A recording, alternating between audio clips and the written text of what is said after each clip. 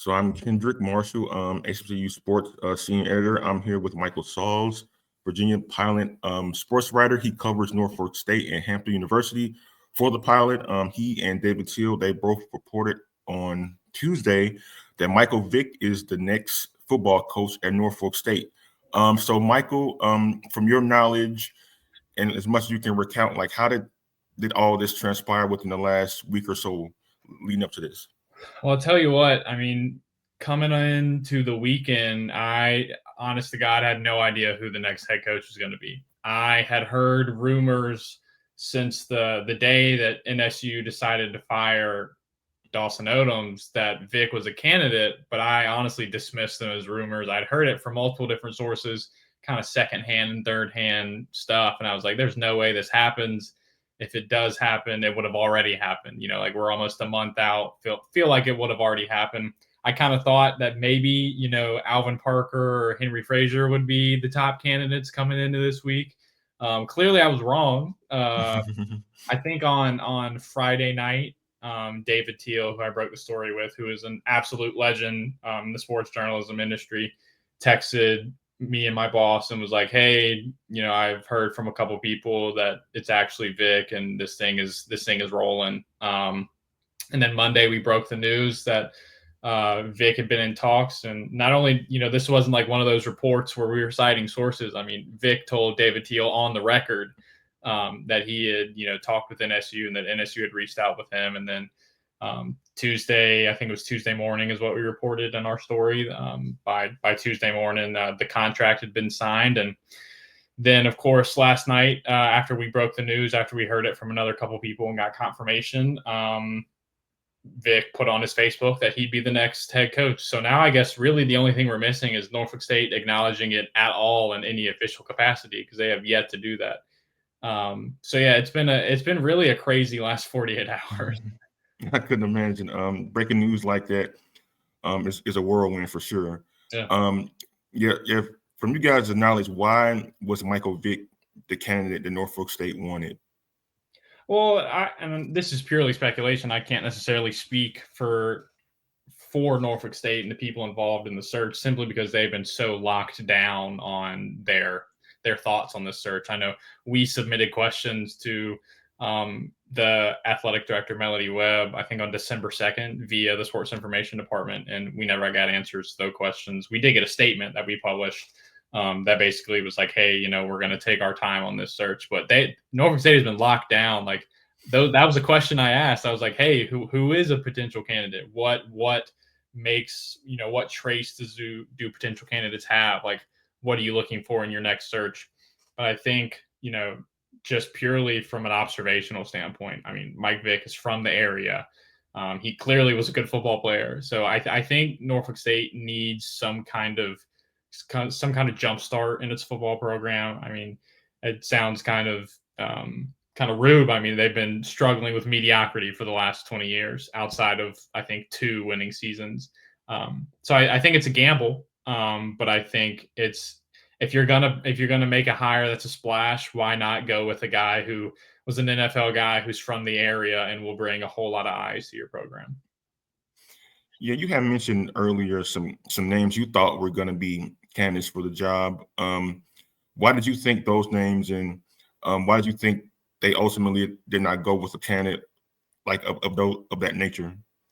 Yeah, it was one of those things where I figured when I made the coaching hot board that we put out a week after NSU fired Odoms, I was just trying to think of guys who had connections to the area, because that typically plays a big role in these college football coaching searches, especially at this level, where the more connections you have to a school and to an area, I feel like typically the more legitimate of a look you get as a candidate. So I know that I put a lot of former NSU guys who have moved on to bigger and better things. I spoke with people who are kind of at that D2 level, that D3 level, who were hoping to maybe make a jump. And obviously, I know I specifically mentioned, Parker and Frazier. Parker specifically at Virginia Union has had so much success with the Panthers in the last 3 years. I mean, just took them to, I think it was the 3rd round of the D2 playoffs.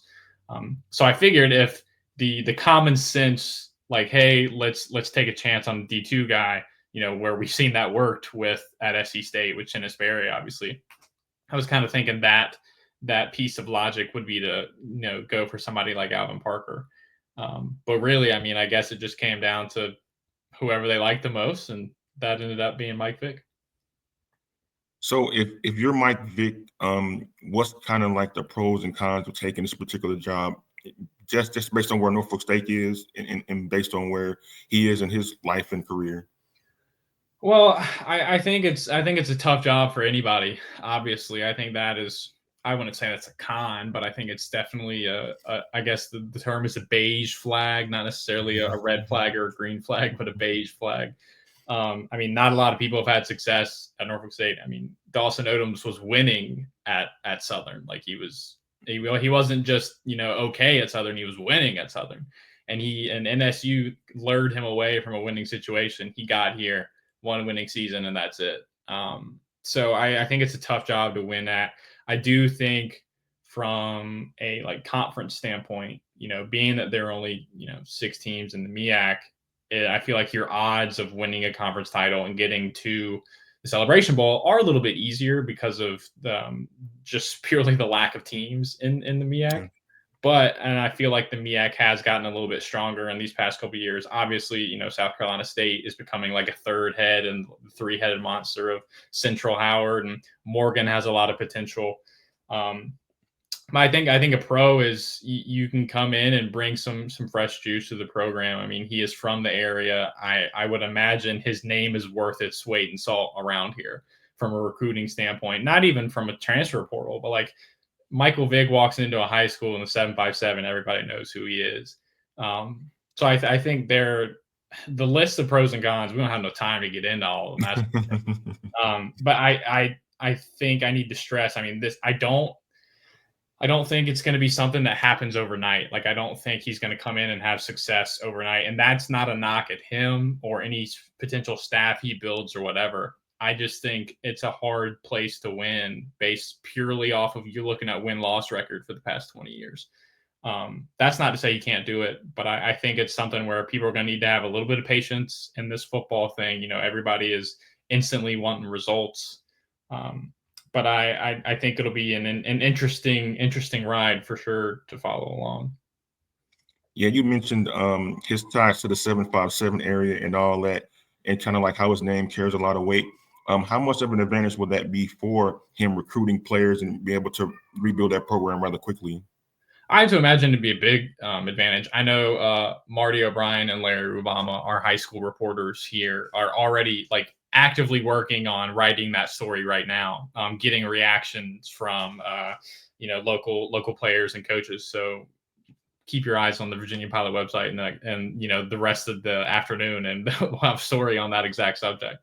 But I think obviously there's a lot of talent here. I mean, that's not any breaking news. Everybody knows the 757 has a lot of talent. So I think if he can come in and, kind of can get the ball rolling in terms of relationships with local, high schools and players like that, I think the potential to kind of start winning recruiting wise in this area is where he's going to need to get his first win. It might not be, when they play Towson, that might not be his first win. I think his first win is going to have to be recruiting wise in the area, because once you get the 757 on your side, I think you're starting in the right direction. Okay. Yeah, and I guess my last thing for you is, Michael, and thanks a lot for your time. I really appreciate it.